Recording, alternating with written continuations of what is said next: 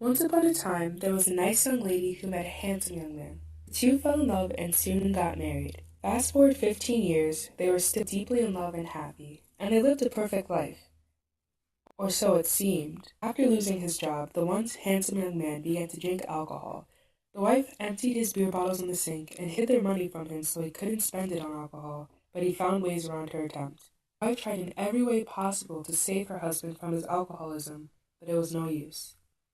As the years went on, the husband began to shut others out, even his beloved wife.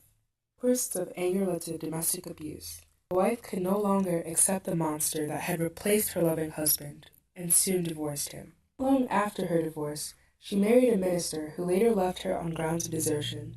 Undaunted by failure in her love life, the woman began to organize secret prohibition meetings with other wives in the neighborhood who experienced the same thing with their husbands. She vowed to do everything she could to prevent other women from experiencing the heartbreak and strife that alcohol brought upon her family. She was one of the forefront women in the temperance movement. She is Carrie Nation, and this is her story.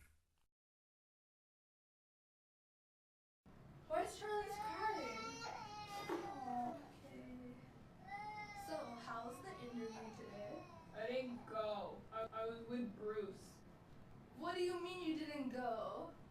I had to call in favors from our fellow churchgoers, and this is what you're telling me? It seems like I'm the only one that's giving any effort here. I'm the one that's renting rooms out and teaching. You're just here drinking. We have a mentally ill daughter we need to take care of. Do you not care about her family? Ugh!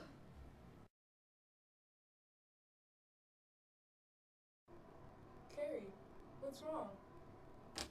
Sarah, I don't know what to do anymore. I pray every day and every chance I get. It makes some sense of why God gave me this life. My husband, he's an alcoholic. And my daughter, well, she deserves better. You're right, she does. And more importantly, you deserve better. It is not his sin to leave him. He is sinning by drinking alcohol. But you and your daughter deserve better, and you should find someone else. Okay, I must leave soon.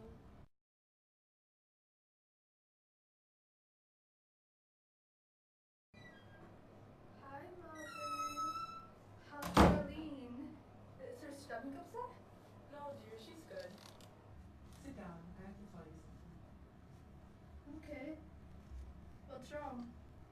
Charles passed away. I'm sorry. He couldn't get rid of his temptation. The alcohol led him to death. It's okay. They're there.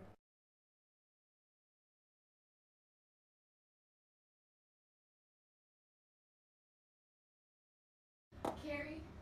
Will you marry me in the home of the Lord? Oh, a preacher for a husband? How much more could I ask for? Oh, look at the time. It's time for me to go lead Sunday school.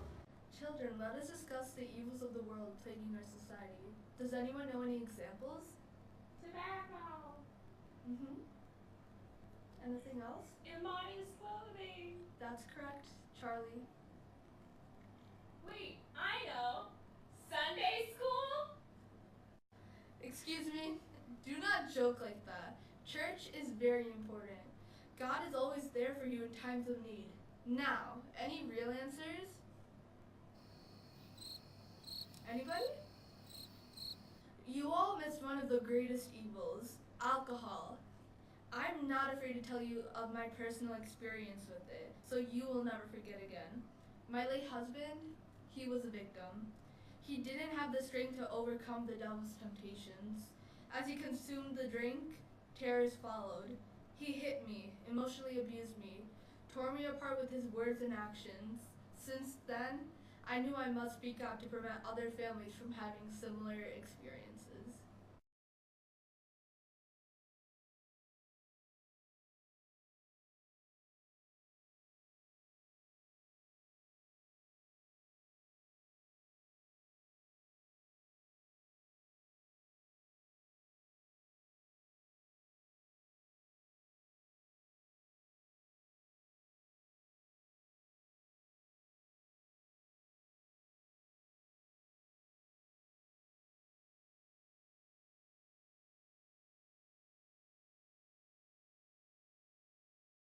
Dear friends, I will introduce myself to you as your loving home defender. This is Hell's Conspiracy. The only difference between the parties is that one is in the office and the other is out. Both are the enemies of your homes. Anyone that will vote for the interest of the breweries votes to destroy your homes. The effect of the hatchet has been to wake up the nation and to make it think about this question. It is my purpose to animate men so that they will get their hatchets out and vote right. A great many people have denounced me for calling McKinley a beer-guzzling Dutchman. Mr. McKinley was in favor of the brewer, and if Mr. McKinley was the ideal of the people, then the brewer is the people's ideal. We want presidents that will protect our homes. If one starts out to protect herself, she's incarcerated. They put me in jail because I used the hatchet.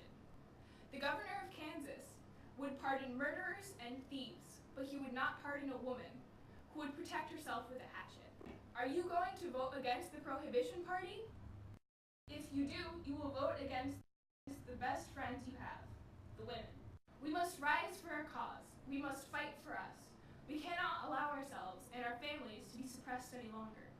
There are saloons all around us, full of people with salacious nature. Preaching has done nothing to solve our issues.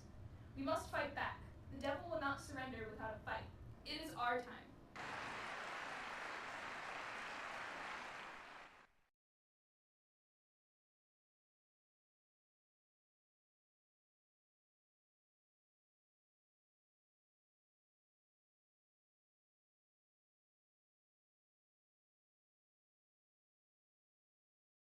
Campaign, and between 1900 and 1910, she was arrested 30 times, paid jail fines from her lecture fees and the sales of her souvenir hatchets.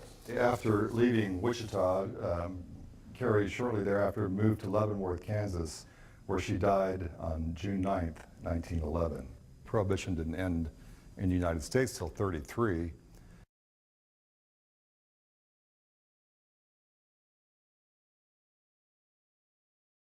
Okay, who could tell me the legacy of Carrie A Nation? All right, Dami, go. Okay. So Carrie Who Nation could was tell like me going the around legacy saloon of people in the bars and saloons. All right, and Dami, basically, go. Good point. She was so Carrie Nation was known for Interesting. like, going around saloon hatchet people in the bars and saloons, and basically Yeah, good point. she was all like pro-prohibition, and she wanted to. Right. Okay. So thus, And she was very adamant the American narrative, the pursuit American of story. feminist. Right. Okay. So thus, She's definitely like an inspiring figure, even though she was like kind of like she's kind of crazy for like using a hatchet, but like sure. she's still she's definitely like Right. she was like an inspiring figure, even though she was like kind of like she's kind of crazy for like late 1800s. Sure. It was just like uncommon because she was like stand up for like, at this time like Okay. no matter what. I don't know What way? exactly when. Yeah. Late 1800s. It was like uncommon. She was like kind of stand up for like what they empower Okay. no matter what. Okay. Would you say she's an early feminist? All right. She was like kind of like perhaps. Maybe that's not Very obvious. powerful. All right. Good. Not- Okay. Not really like. Would you say she's an early feminist? She's All right. kind of in a way an early. Maybe that's not I mean, obvious. All right. Good. Not because Good. she was not really like a future. Well, yeah, she's kind of in a way an early feminist Good. because she was.